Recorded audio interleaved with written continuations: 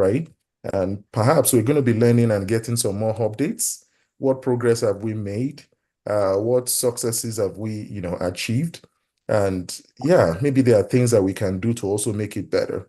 There's always room for improvement. So joining me this morning, we're going to be having Pastor D. Some call him, she's an enigma. Some call her Pastor D. Some call her Mama D. Some call her football mom. Some call her, I don't even have a different name, but it's okay. Let's let's make welcome Pastor D this morning. And please, if you can do us a favor, if you can reintroduce yourself, because there will be people joining us live that don't know you or don't know who you really are. So yeah, let's get to meet you again, please. I'm Dia today. I'm the founder and president of All Women Ruth House Society. And yes, I've been in Canada for 20 odd years. And I have a family of seven, 5 children, empty nest, and I work with an amazing group of passionate people, and doing great works in our society for the betterment of our community. Thank you. Thank you so much for that wonderful, short, and humble intro. We know, we know it when we hear one, right? That's very wonderful. And thank you for the impact you're making in the society. And yeah, maybe at this point we would, and please just to for those that are joining us for the first time, you're free to send in your questions. You can drop it in the chats and we're going to pick it from there. Feel free, you can ask questions along the way and we'll be happy to respond. Maybe we should start this way. Mandela House. Mandela House. How did we get here? Oh my goodness. I'm probably not the best person to tell you that, honest. I think Clarence is probably the best person to tell you about Mandela House because we were doing some, Mandela House was not in the agenda, was not in the plan of Ruth House. It was not something that was in our strategic plan, business plan, or anything like that. But last year and early this year, we were doing some focus groups and research into family violence in our community. And, then we spoke to a lot of men, we did some surveys, we did some focus group with leaders, with men that we were working with. And out of all that, then we broke it, then we had a subcommittee, which Clarence was a part of, and yourself, I believe. And then we talked about, okay, the need for safe space for men, because that was the common thing that was coming out of the work that we were doing. That why is there only women that we're focusing on? Why is it only women that society focuses on? That what about men? What about boys? What about young men? And so we really took note of what everybody was saying, and then we dug deeper, talked met with some of our the men that we were working with, met with a group of elders and leaders in the community, and lo and behold, Mandela House came out of nowhere. It Wow. really it was just us responding to what was being asked of us. And I often tell people, I say, I work for the community. They tell me to jump and I just say how high. And Mhm. they guide and lead all the things that we do. So Mhm. the leaders and the elders and the people we're working with, they came up with Mandela. Even the name, they came up with it. So I think if you ask Clarence, he'll tell you more because I was just listening and letting them have the conversation, and we were just taking notes. Wow. Wow. That's super. That is super wonderful. Yeah. I Yeah, that is super wonderful. I think maybe what I'll do is Dr. Clarence, do you want to give us some more insight? I mean, it's good for us to know, where we're coming from so that we actually know where we're headed, right? Definitely. My name is Clarence Winter. I'm one of the co-founders of the Calgary Black Chamber Society and also the advocacy director. Now, upon my years of working in the industry, in the oil and gas industry, and seeing the growth of Calgary over the last 26 years, seeing the multicultural environment that we have generated and established in Calgary, it came to my attention that when we look at the data currently within the judicial system, the impact that it's taken on the toll of Black men and young boys, it's very alarming. So the idea came up of the collaboration with Ruth House to say, let's look at this idea and how we can really manifest it into active roles of supporting our society to ensure that new immigrants who come in are not really aware of the judicial process due to domestic violence, they can find that they have a safe space that they can be supported by without having feeling being a continuous victim in the whole realm of the society we have lived in, and the privileged society we do have. When we came about to really initiate this, I was really blown away in terms of the speed and the light that this manifested, and seeing the input coming from various agencies and organizations, seeing the need for that, propelled on board in terms of really realizing what value it does create, looking at how our multicultural environment is being expanded at a very phenomenal rate. Now, having this said, when we look at what we need to do, how we need to amplify it, we create this value added asset that men can now realize that there is a safe space and they do not have to find themselves a victim and being alone. And saying so, I find that there are more women who are appreciative of this value, especially on the family hand, where the social and emotional learning for men and boys will be strengthened by these endeavors.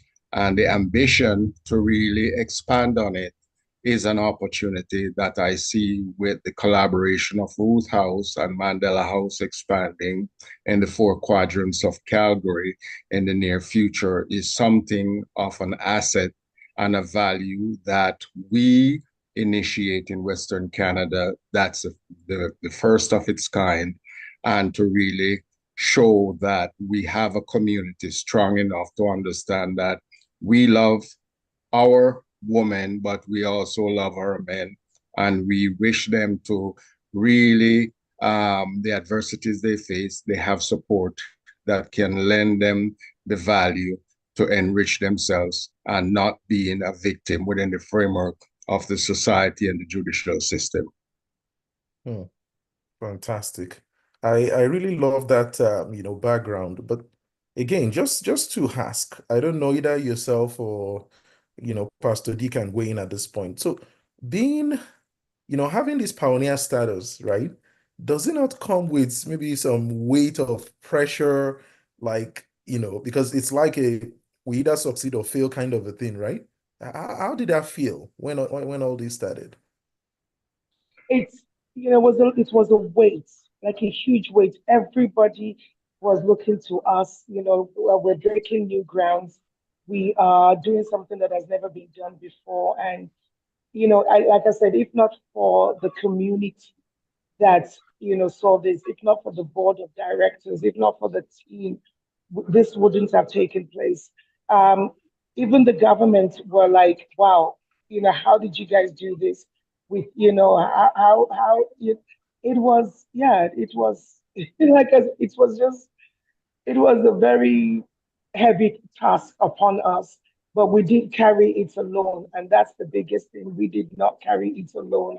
We had a lot of people behind us and making it happen. So we are so grateful for all of the people that were behind us.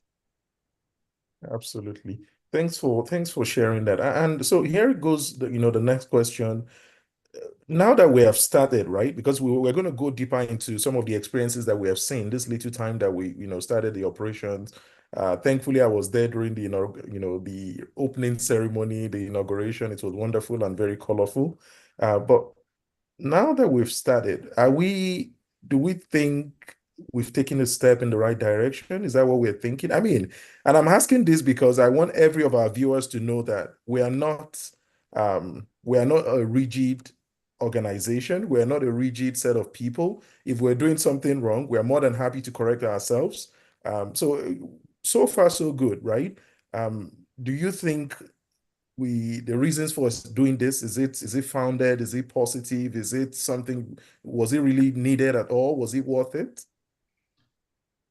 Very much, before Clarence speaks, it was very much worth it. We're at full capacity.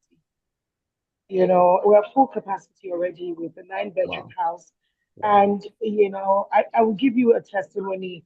I was there, a gentleman came in from off the streets. He had been on the streets for 6 months. He came in and, he looked around, we showed him around and we showed him where he was going to be sleeping. And the first thing he said was, this is a home away from his home. This is a home. And that's what we wanted Mandela House to be a home for men, a safe home for men to come off the street so that they don't end up in a bad situation where they have to deal with addiction or they have to deal with criminal records and all of that. And this is a grown man. This is somebody in their 50s, you know, crying and saying, this is a home. I slept on a bed for the first time in 6 months. You know, I mean, we've had, and another gentleman came and, moved in the middle of the night that didn't have a place to stay. And that was because his friend told him about there's a place you can go called Ruth's house. The wife had kicked him out and he didn't have anywhere to go. He came to us and he was able to stay with us.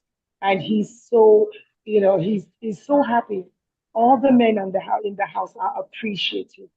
They're all like, mama, you are our mama, you are our godmother. And I'm like, no, I'm not, I'm just doing what needed to be done to help men regain their respect, to regain their self-esteem, and to be able to, get back on their feet. And it's worth it. It was worth all the stress. It was worth all the anxiety, all this, or everything to see that Wow. we have been able to change 9 lives so far. Wow. Wow. Thank Nine you so lives, much. each person touching 1,000 people. You can imagine the numbers. Right. I mean, these are, reassuring and very comforting stories that you're sharing here. And I say that because you can imagine what these people, have been going through before coming to realize that, oh, there is help, right? And good Mhm. morning once again to everyone joining us. And this is a Ruth House Brotherhood program that we have. It's held monthly, and is a session where we, share ideas together. We learn. It's a family meeting, like I called it at the start of this program, originally designed for our men, for our brothers, but now we've expanded it to include everyone so that we can learn and unlearn. And we're talking about the road to Mandela House. How did we get to? So, if you're wondering what is Mandela House all about, Mandela House is the first shelter for men in the whole of Calgary and perhaps Western Canada, like Dr. Clarence said. We have so many shelters in the city. Don't get me wrong, but most of them, all the shelters are largely for women, because women are often, the ones that come out to talk. But now Ruth House, through the initiative from Pastor D, thought of it like, hey, who's going to look after the men? Who's going to look after the fathers, right? And the goal is not for us to get people out of their homes to come into shelters. That's not the goal. But we know that life happens, right? The goal is not for people to have accidents on the road when they drive, but we know that accident happens. So this is just like, a program put in place to make sure that people are cared for, regardless of whatever, circumstances they come across in life. And again, at the end of the day, we hope, and the prayer is that everyone that comes in contact with any of our shelters, male or female, we want you to turn whatever life is throwing at you. Life gives you lemon. I mean, make it into whatever you want. Ice cream, not just make it into lemonades, right? If you like pounded yam like me, make it into pounded yam. If you like jollof rice, go ahead and do that, right? And if you like pizza, make it into that. So that's exactly what this is all about. So I don't want people wondering what this is, what's going on here. Um, uh, and once again, I think I have a question, but before I get into that, I would like to quickly ask again, Pastor D. We've talked about, the people that have already been coming in, and I'm hearing that we're already filled to capacity, right? Could it be that prior to this, we don't have enough statistics about men going through these challenges? Is that what I'm hearing? Because if we opened in less than 2 months or less than, few months and we're already at capacity, is that not a sign to how deep this problem is that we're actually acknowledging? Definitely. According to the federal government, 3 out of 10 immigrants are experiencing domestic violence. That's the government statistics. And then when you now bring it to, Alberta, Alberta has the third highest family violence records, and then when you bring it down now to the African immigrants, we're looking at 1 in 3 couples that are experiencing family violence.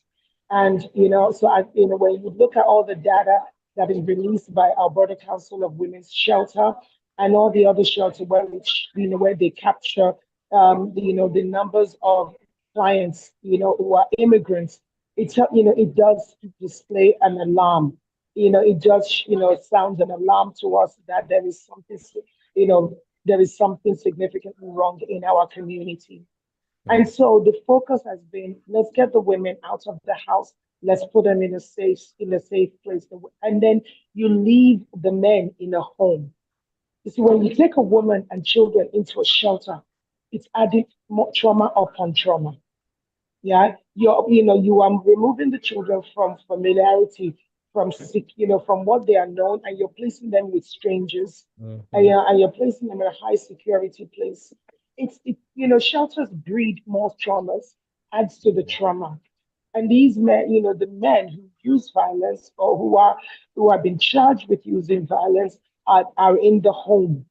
Yeah, they're in whether it's a 2 bedroom, 3 bedroom, 4 bedroom, whatever home it is, by themselves. Our goal is to change that narrative. Let's keep the women and children in their home, Together. and let's bring out the men to work with the men.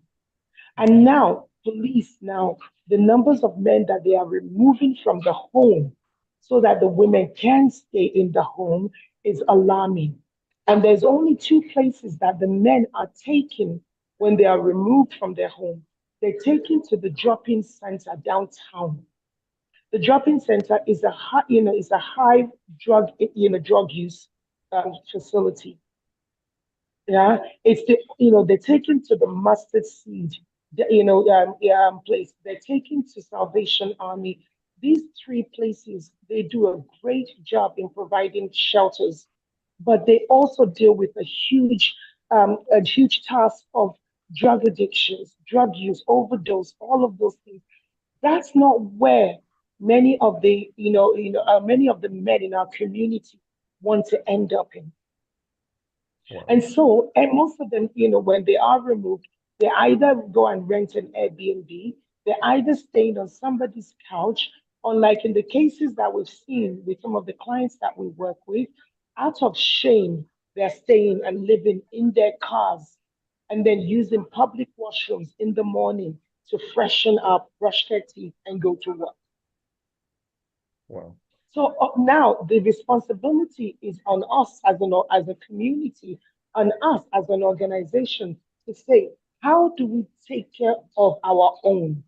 We're not trying to solve the world, the problem of the world.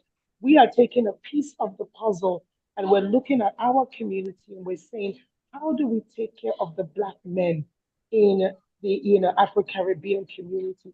How do we make sure that our fathers, our brothers, our sons, our uncles have access to the help that they need to be able to get back on their feet, get back into healthy relationships, and be the strong men that we need them to be in our community. Yeah. Thank you That's so why much for that. Mandela House is there. Yeah. And for anyone wondering, right? I mean, I was watching a video recently in the UK where the police had like a conference and they were appealing, to women to reduce the number of reports because they come every little thing they just come report and before you know it, the police comes and they take, the man away, separate from the family. Again, that's not to say people should not take action. That's not but the intent is to understand that there will always be differences and not everything should snowball into crisis. And that is why we have organizations like Ruth House saying, hey, before this degenerates, come on, let's take a look, right? It's easier for you to say, to save, it's just like cancer. When it's still in the early stage, people have been, able to get their lives back as a result of the wonders of medical science because of early detection. It's the same thing with any crisis. So that's what this is all about. But we are saying that we know that there will be cases that will slip out of the hands of the professionals that will not get detected early. And at the end of the day, it's going to result in crisis and people, will find themselves on the street. And that's why we have organizations like, uh, uh, that's why we have organizations like, Ruth House saying, okay, we have the Mandela House there available for you. Okay. So please, let's keep that in mind. And at this point, I think I have a question here that says, how long on the average can men stay in Mandela House? On average, they can stay with us from one night up to 30 days, to 30 days to 60 days to 90 days, depending on the individual case. We support the men with, helping to find jobs. We support them with career coaching, financial literacy. We support them with their legal matters, whatever they need to be able to get back on their feet. And when the time is right, we support them with finding suitable accommodations in the community or go back home. It's all depending on each individual case, but there is no set time. Absolutely. So yeah, our slogan here is call Ruth House before you call 911. When the Please, argument starts, before it gets into, pouncing on each other and all whatnot, we're saying, please reach out. Someone is available on the other side to talk to you. And again, I can tell you that it doesn't matter the time of the day, there will always be someone ready to make that sacrifice to say, okay, you know what? Let's have a nice chat and we get things sorted out before, because at the end of the day, imagine the whole of the city of Calgary or the whole of the province calling the police. They're gonna get overwhelmed at some point, right? So that is why it's also, sorry? no, go ahead, sir. Yeah. So that is why we are here to say, hey, please reach out. And maybe I would like to quickly just ask Pastor D again, in terms of resources, okay, because I know these services are largely subsidized. That's the truth, It How have is, we been yeah. faring? We rely heavily on, donations and sponsorships. Okay. Mandela House is not a, government funded shelter. We don't receive funding from the government. We receive funding from individual donors. We receive funding and support from, corporate organizations, businesses. Just recently we put a call out for a microwave, two microwaves because the microwave in the shelter, broke. And instantly we got a response. Somebody said, "Oh, I'll buy a shelter. I'll buy a microwave." We put a call out for food. Immediately we get responses from the community. I'll bring it back. That night we put the call out. Somebody brought 2 bags of onions. Another person bought a box of tomatoes. Another person bought a box of chicken. We are a community organization taking care of the community, and we rely on the community to be able to support it. Even down to handymen, drive, people to help us pick up furniture. We rely solely on the community, and the community rises up because this is theirs. It's owned by the community, and we can only succeed as a community, as one people. So Absolutely. resources wise, we're struggling, but we know that, there are people there to make a difference, businesses, organizations, and the government. They like to see how things fare before they jump on it. Yeah. And so, Absolutely. I was telling, encouraging somebody recently, and I said, you know what? sometimes you might have a good idea, you have good plans and everything, but don't expect, even from family and friends, for them to support you. No. Sometimes they just want to see how far you go. Then when you start doing well, you're going to see everybody show up and say, oh, yeah, even when you are expensive, they still now patronize you at that point. When you were cheap, nobody was ready to come buy your product, right? So something, Yes, things like that exactly. happen. Um, I will let Pastor D go shortly, if you're, because of other engagement. But the last question again, I'd like you to just quickly weigh in before I go to Daddy O, on this call, and I'll come back to Dr. Clarence as well. The last question for you is, when I know there are a lot of people that want to make donations, right? Because you've talked about tomatoes, microwave, and things like that. When people make donation to, say, Mandela House or to Ruth House, is it considered a charitable donation? Are they going to get a tax receipt? All those kind Oh of yes, things. everything. Yeah. We are a charity, so Okay. any donations over $20, we issue tax receipts at the end of the year. And we always tell people, even if it's a gift in kind, even if you donate, 2 bags of tomatoes or a box of tomato, give us the value because we'll write your tax receipt for the value. And Absolutely.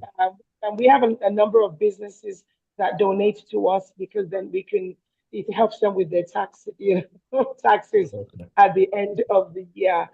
And as well, we have some amazing, organizations, corporate organizations that see the value in what we're doing, and Mm, they see the need to invest in our men.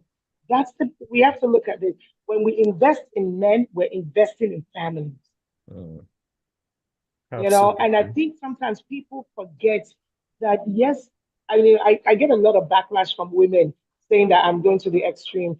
Women, yes, we are the strength of the families, but you cannot, the, the scale will not be balanced if we do Mhm. not invest in men as well. Mm, And so it's important that as a community, we invest in men by investing in Mandela House. mm. Absolutely. And that's very, very reassuring. Thank you so much. Don't worry, I can let you, take some break Thank you. while Daddy Ho and Dr. Clarence will do justice to the rest of the questions we have here. Dr. Julius is our big daddy here, Yes. is our elder. We look up to you all the time. Sir, you want to weigh in at this point, sir? A few questions actually before. Well, I wish Deola had not left because this Oh, okay. question I think she's the one that can answer it. Daddy, I'm right here. I haven't gone anywhere. Okay, okay. Um, the And first one, he's the only one that can call me Diola. yeah, Ah, the first one is a comment because this is a very, very important topic, and Yes, sir. I look at the attendance. Yes, it's a long weekend. Yes, there are other things to be done. But I believe that the notice for this one, for example, came out a bit late. Yes, sir. Unless, because I got it yesterday and people will have scheduled other things, right? Yeah, I don't know whether you want to repeat this sometime with good notice. That's very, very important. That's a comment. My question is maybe another comment again regarding donation. I've been in circumstances before with other organizations where, like, when you're having the Christmas party, it's always best to have money instead of a lot of these things, tomatoes, onion, and stuff like that. Because if you look at Mandela House, for example, with Ruth House for Women, I think cooking is a good part, is a big part of their something. When it comes to men's something, if you are donating potatoes and onions and stuff like that, where a lot of these guys are not cooking, I think we might want to guide people because they're still going to use money to go and buy those things, right? No amount is too small. Instead of going to buy those things for them, if we encourage them that most of the time, our first option will always be money. We are not going to turn anything back. But if people know the peculiarity of a man's shelter versus a woman's shelter, then of course they will know what to donate. That is something there. That's a question. My main question is with men, I assume that most of them are paying for Mandela House as opposed? Yes, I believe so, because there will be peculiar cases where they don't have money at all. But for people who normally go to Airbnb and all those sort of things like that, if you are providing them a very, very cheap, supported accommodation, I don't think we should give the impression that it's free for all kind of a thing. I'm just saying that because with our people, if you don't set the guidelines, some people will take undue advantage of this situation. And prolonged living should be discouraged as much as possible for two reasons. Yes. Number one, the longer a man stays away from the family, the more complex it becomes to resolve their problem. Yeah, that has to be very, very important. Says to them, it's not a place where you can. It's not a rental property where you can just come and stay for 3 months, 4 months without addressing the issues. So I let other people contribute, but those are the things that come to my mind right away. Thank you. Thank you so much, Daddy. Let me answer. Yes, definitely. When we put out a call for donations, many people tend to just give us money, which is I mean, you'd be surprised. Money goes a long way, even if it's $50, $100. It goes a very long way in meeting the needs of taking care of the house and the needs of our residents. But as well as the men love to cook in the house. They cook together, and I mean, there's some amazing cooks in that house that their food is better than mine. And so it's also a way for them to build relationships and be able to support one another. In terms of how long the men stay there, if they're paying or not, these for 30 days we do not. It's a rent free. We don't charge for 30 days because they need that 30 days to be able to get back, balance themselves. They need to, you've been removed from the home. You've been told to leave the house. First of all, we need to try and get you legal help. The lawyers is going to ask for a retainer of $5,000. We're trying to make sure that we get you into all of the different programs and services that's going to help you. And then after that 30 days, we do charge a subsidized rent per month for each of the residents that stays there. That's to help with to offset the upkeep of the place, electricity, which is not free, water, and all of those utilities. So every resident after 30 days, they transition from being in an emergency shelter, 30 days, to a transitional shelter, which is a paid, subsidized rent from day 31. And our goal is 90 days. In 90 days, we want to make sure that number we can get, we know where you are legally, but we know where you are financially, whether we know where you are mentally, because we also provide them with counseling. We provide them with peer support groups every Thursday. The case managers have an idea of where you are within that 90 days to be able to say, now we need to get you back into, we need to get you into an accommodation. You need to, move forward with your life, go and rent a place. And then we work with our private landlords to try and help people find shared rooms, basements, whatever they need. And then those that are, going back home, we have a program that we're working with them for safety and accountability when they go back home. The couples counseling, the couples mentorship, as well as the couples program that we have in place is all to support them when they go back home. So it's not like they stay there permanently. Our goal is always within the 90 days, but then there are some that takes longer, so it goes back to that individual case of how, what is the complexity of this individual's case, and then what is needed to be able to help. Thank you. Thank you so much for that response. I don't know, Daddy, does that answer the Yes, thank you very much. beautiful? And I know the last time, okay, yeah, I'll come to you, sir, Mr. Ben. I know the last time we also muted the idea of maybe we should consider having an in-person conference. Maybe it's going to spur, people to also come out rather than having it online all the time. So maybe that could be another way to engage people physically and make sure that we're able to make more Yes. impact. Yeah. Yes, definitely. We're working towards that in November. We're going to be, we are in the planning stage and of planning the first men's breakfast meeting. That will be just men only, bringing men together to come and have this conversation and, and come and connect. And yeah, so the details will be going out shortly about the first men's breakfast, where men will have the opportunity in a room to have these kind of conversations.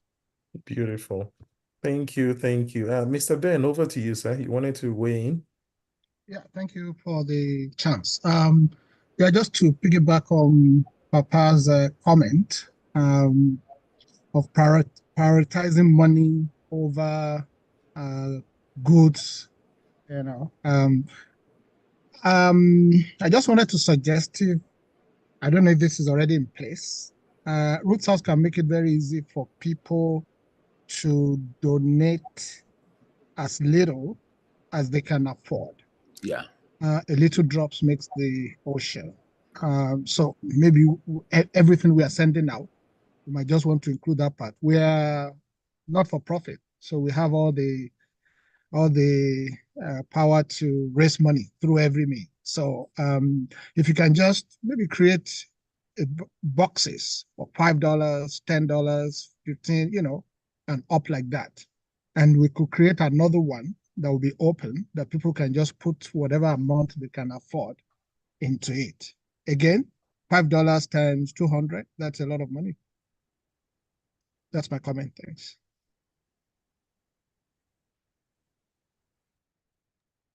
Definitely, we will take that on board and make that happen.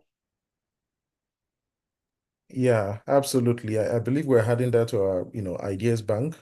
Dyer, please help us note that. Yeah, Dr. Clarence, I don't know if you have anything you want to add at this point before Well, we. I just want to follow up on all the comments that has been made by Dr. Julius and others in terms of where Root Mandela House is heading. I think the definition of what we are exhibiting is true leadership within the community and true cohesiveness of understanding what our needs are and how we can collaborate to achieve those goals. When we look at the task of Mandela House and its clients, in the terms of evaluating each client to the timeline that is required. We do not want to always just be full to capacity. We have to really have the tools available to do the immediate transitions when the evaluations have been done on each client because each client varies. It's domestic violence, mental health, and its refugee status. So once we really evaluate the clients and we have the right timeline, we ensure that the rotation of capacity is built in a way that when there is need, we do not have clients calling Mandela House and they're going to say that, sorry, we are full. We have to look at the structure of engaging into efficiency. And this calls for true leadership and support that will enrich and enhance how we really execute these tasks to ensure the goals are measured. On the second point of the need for funding, we have to look at collaborating with all the cultural and ethnic restaurants around town to say, well, then this is our needs. We have these clients. How can you assist us? Or basically, how can the clients really obtain your product to be in a safe place? I know cooking together is a bonding and a way of bonding in terms of having conversations and to help to really eliminate or reduce the stress in the environment of what each person's case is. But if we can get the community restaurants to really look and say, here is we have these needs with these clients, how can you support us? The clients have access to order meals in and basically get a discount, and basically they can then help to support the endeavors of what Mandela House goal, mission and goal is to really be effective in that way. In terms of resources financially, the more we amplify exactly the value of Mandela House by media and everything else, and especially the proposal for the men's breakfast.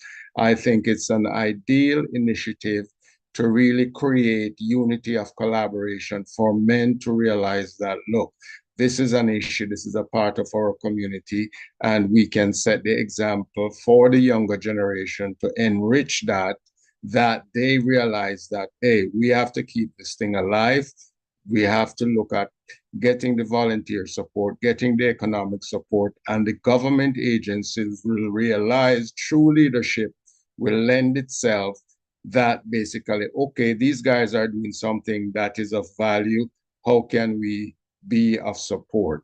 So, in collaboration with all of this, I would say the value of Ruth House, the woman in our society who see the need that our men need the support and help, and that they can then amplify the need to ensure that we can expand Mandela House in the near future in terms of, having a more than one facility. Calgary is growing. It will be 2 million capacity within a couple of years. And my dream would be in each quadrant, we could have a Mandela House that will be able to support the men in the community, that they feel valued, and it will advance to create more a better family relationship and to support the families and the children with a positive outlook in life. Thank you so much for that perspective, Dr. Clarence. At this point, I would like to appeal to everyone joining us on Zoom, you're watching on YouTube. Please, we need your help. We need lots of resources to be able to make all of these things happen. If we see the smiling faces and you see the program flowing and all that, you can be rest assured that lots of sacrifices, personal, family, monetary, and whatever you can think of has been made. Nothing is too small. Like Mr. Ben said earlier, even if it's a $50, you know what? If you give us $10, we're going to say thank you to you. Trust me. Even if it's $5, it doesn't matter, right? We just need that widow's mite to make sure that we can put smiles on the faces of some of the other people. Because at the end of the day, um, the more we're able to do this, the more we're able to replicate ourselves, like Dr. Clarence said, having one in each of the quadrants of the city, that will be wonderful. But again, the little drops, like Mr. Ben said, is very critical for us to get to where we really want to get to. Um, Pastor D already emphasized earlier, for those that are wondering, if you give, what's going to happen? Be rest assured, you're going to get a tax receipt for it. So you, in any, one way or the other, you are benefiting as well. So don't think you're just, giving out money. Yes, you're helping some other people, but when it's time for you to do your tax returns, CRA is also going to smile at you and say, "Hey, good guy, right?" So let's make it count. Yeah, Daddy, over to you again, sir. So you're still muted. Yeah, quick question to Pastor D. The point that Dr. Clarence had just made is very, very good one, especially with the community restaurants and stuff like that. My question to her is, have you made that kind of personal connection? And I know that, we are not, we are not beggars, right? There's still, even when you're asking for something, there's still some element of dignity that has to come with it. So I don't expect you to go and start, please come and, but I can tell you that with some with our people, sometimes that personal reach out is very, very important. And I want to reach out to you that if you have not done that, if you are inhibited in doing that, I am ready to go with you to these different community restaurants because I know I have a lot of goodwill with all of them. And that will go a very, very long way, right? Between you and me, we can, Oh my God. right? And we go to them and you'll be surprised the response we are going to get will be great. I can appreciate the problem of you as a woman going to them individually like that, but with me behind you going to them, I'm sure we are going to get some good results. That's my contribution. Absolutely. Okay, Daddy, you're on. Daddy, you're on. Thank you. Yeah. Thank you. Thank you. It's a, You know it's what I a, was it's going to a, say, Pastor D? Who's going to say no to Daddy? ah, I know I will work on his calendar this week. I will start Right. that. I Yeah, think but it's very much needed. You know, Dr. Clarence, absolutely. has always been emphasizing on that collaboration. And Mhm. there are some restaurants that we've reached out to that have been really good to us, and they would donate to us. But I forgot how hungry men are and how much they eat. Yeah, Interestingly, and how we don't eat much, do we? and oh my God, and I mean, we have a gentleman in the house, one of our guests, and it comes from Chad, and they eat a lot of sugar, Wow. a lot of sugar, and everything is sugar, sugar. They put sugar in everything, and I like the amount of bags of sugar we go through. I'm like, wow, this is amazing. But Daddy, I will take you up on that, and I am so grateful. Thank you so much. These are what Thank we need. you. We need. We need the community to spearhead and to lead this. We are not, Roots House, Mandela House is not a silo organization just existing trying to do its own thing. The community has to be on the forefront of this because the Yeah. solution. I had a meeting with one of the government ministers. I said, the solution is in our community. We can solve our own issues if we have access to resources. We know what our men need, we know what our people need. You give us the resources, we'll solve the problem. It's like trying to solve a problem in a family, in a marriage. The couples know what their problems are. You give them the help, they will solve the problem. And that's what we're trying to say to sponsors and partners. Give us the resources and watch us turn our men and our brothers and our sons into the role model and strength of the community that they're supposed to Thank you. I also have another suggestion that Thanksgiving is coming up and we could reach out to the hotels and the hotels association in terms of saying, okay, guys, we have a running house for men, and basically the hotel generally when they have functions, we can really get surplus of support in terms of really when it comes on to food, in terms of prepared meals or whatever it is. So we need to just embark on having the conversation, reaching out to the right connection. And if anybody on this platform have that ability to remake the reference and support the Roos House contact, so have that conversation. I think that is a big asset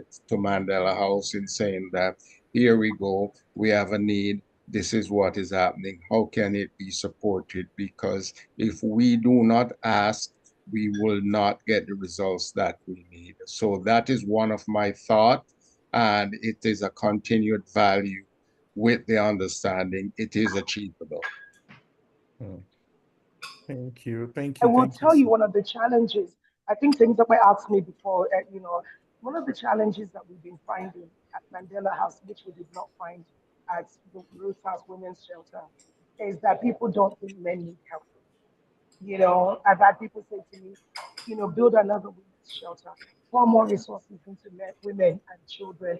The men don't need help. They have the problems, And I'm like, if you see men as the problems, then put the resources into the men so that the women that we don't have to spend so much on women and children. We have to look at things this way that if we see men as always the problem, if we don't invest in them, we're going to be recycling all of these issues because those men will go into other relationships, yeah, without the healing, without the work that we're supposed to do with them, and they will carry those baggages into other relationships, and then we endanger more women and children. So why not turn things around, invest in men so that we can keep women and children safe, which is what people are saying.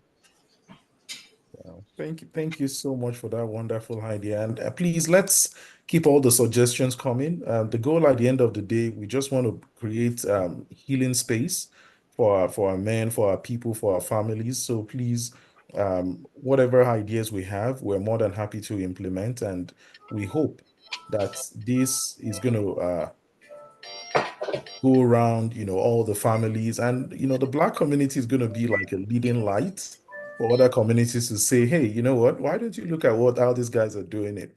And that will be that's our prayer at the end of the day. Again, I would like to just ask, um, do we have, so what kind of programs do we have at Mandela House? Because now a lot of people know, they've heard about, okay, Mandela House, people come, it's a shelter, you're running from trouble, it's a refuge. And so when you come in, right, what specifics, what should people expect? Or is it just a place where you just pass time and at the end of 1 month, 2 months, you just go again and yeah, you're muted.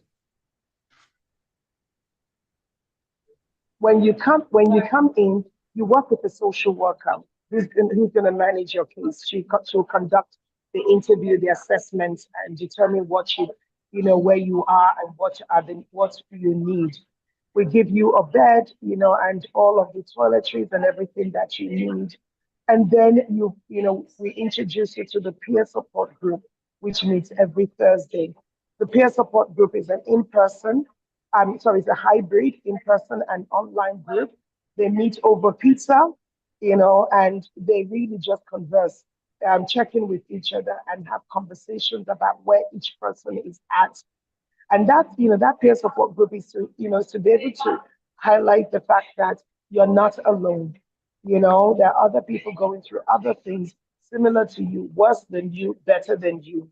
So we really, so every resident partakes of that peer support group, and then those who are not in the house, that are in the community, they participate online.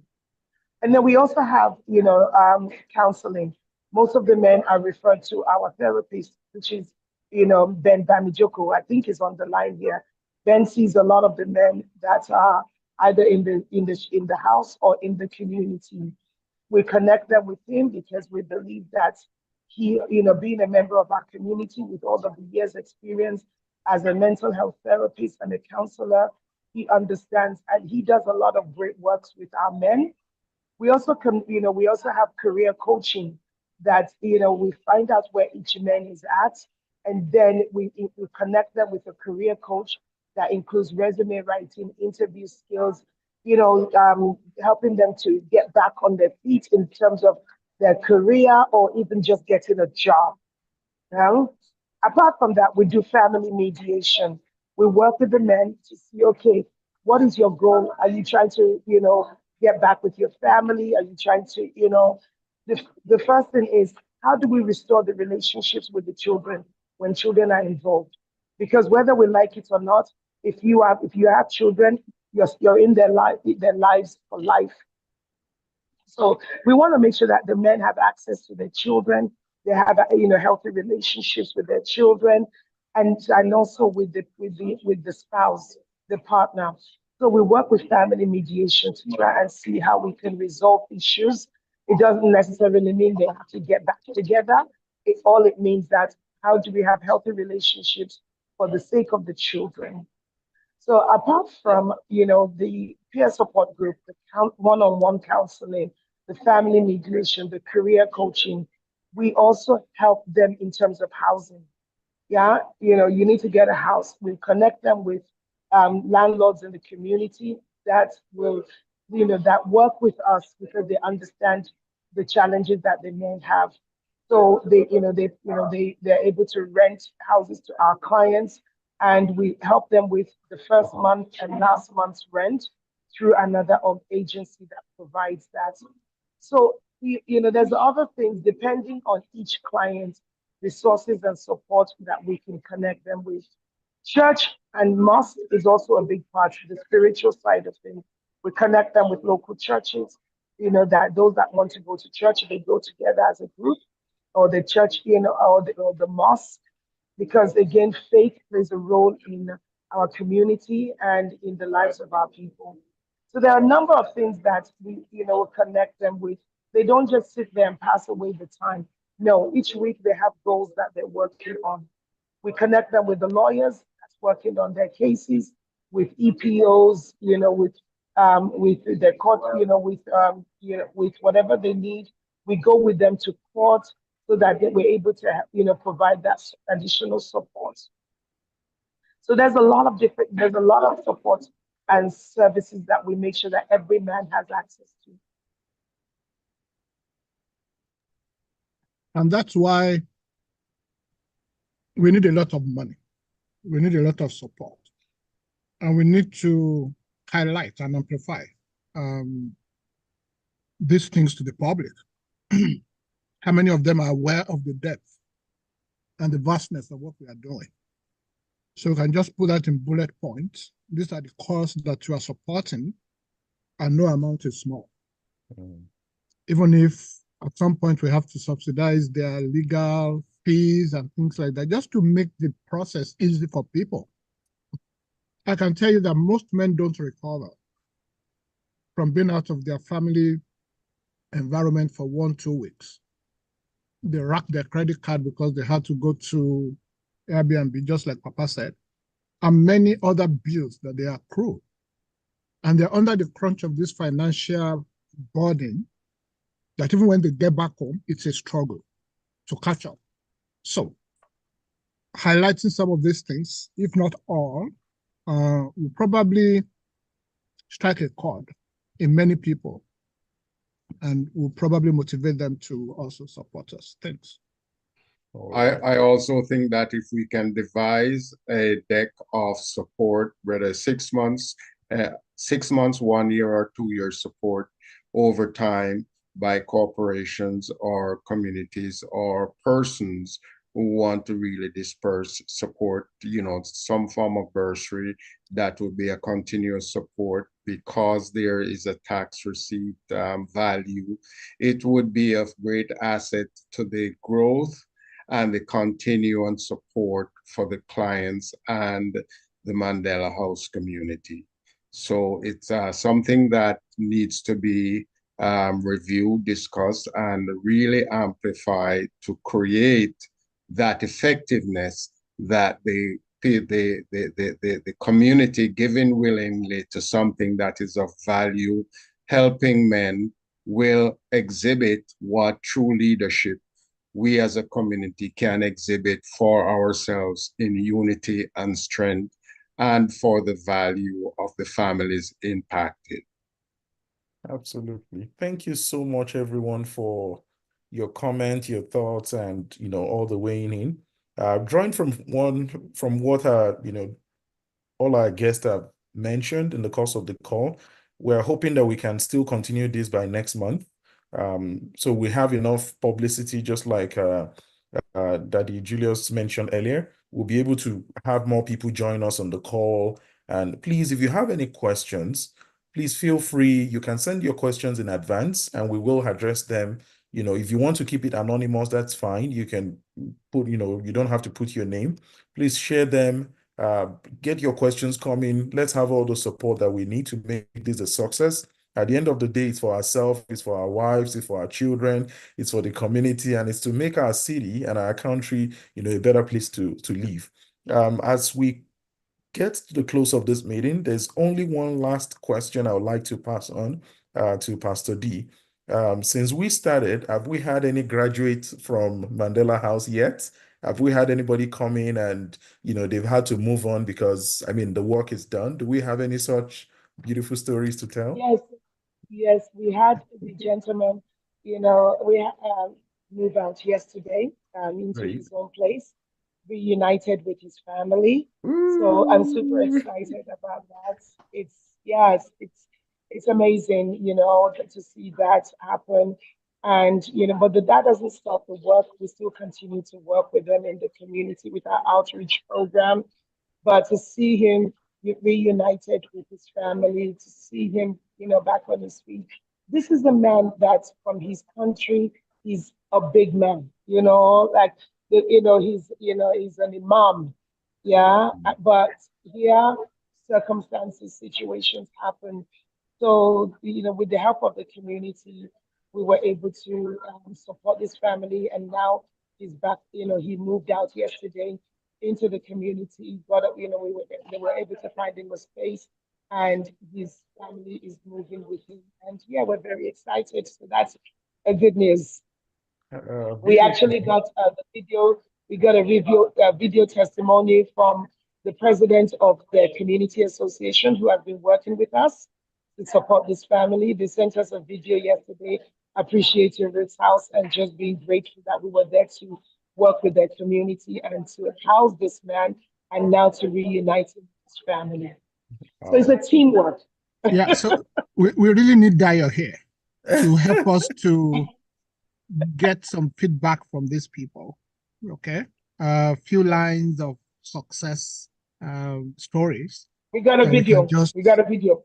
Yeah, yeah. Well, I mean, even in most of our outbound communication, okay, maybe just one or two lines of a success story, and we just put that box there, $5 to $1,000 for people to just, as soon as they're getting that inspiration from that story, they're clicking it to give something. And I'm sure we have the capacity to have people pay online, like right away. Yes, we do. Yes. So yes. We'll put that out this week. Thank you. Wow. Thank you. Thank you. Thank you so much. I love good news. And at this point, we will be wrapping up, with that wonderful news, good news. And we know we have lots of that. If we continue, we're not going to end today. On that note, I want to say it's encouraging. Thank you for everyone that is part of this. Those that are joining us live from Zoom, those that are watching on YouTube, we appreciate you. We thank you for all that you do. If you're wondering what Mandela House is all about, it's a shelter, for men in the city of Calgary, the first of its kind in the whole of Western Canada, devoted to men. We have shelters for women every time, right? But this is just something that Ruth House birthed, and it's now life, where it's a baby, still a few months old. So please, we need all the support we can get from you. Feel free and reach out. You just heard the wonderful news of a family that has gone through the process and now graduated, reunited with their family. That is the end goal. The goal is not to separate the family, but to get everyone together. Temitope Olukunle is my name. I'm, an active volunteer with Ruth House. I'm a mobile mortgage manager by profession. And this is my own way of saying thank you to everyone watching us. And also my way of also giving back to the community, to Dio, to every member of the crew behind the scene, every member of staff of Ruth House, the board of directors, and to all the strong men and daddies that have made Mandela House possible. You've heard them on the call, Dr. Clarence, Dr. Julius, Mr. Ben, and so many people. You are wonderful. We thank you. We love you. And let's continue to stay strong. Have a beautiful weekend, beautiful long weekend, actually. Be safe. Thank you, everyone. Thank you, everyone, for joining. Thank you. Bye now. Yeah, Bye. bye.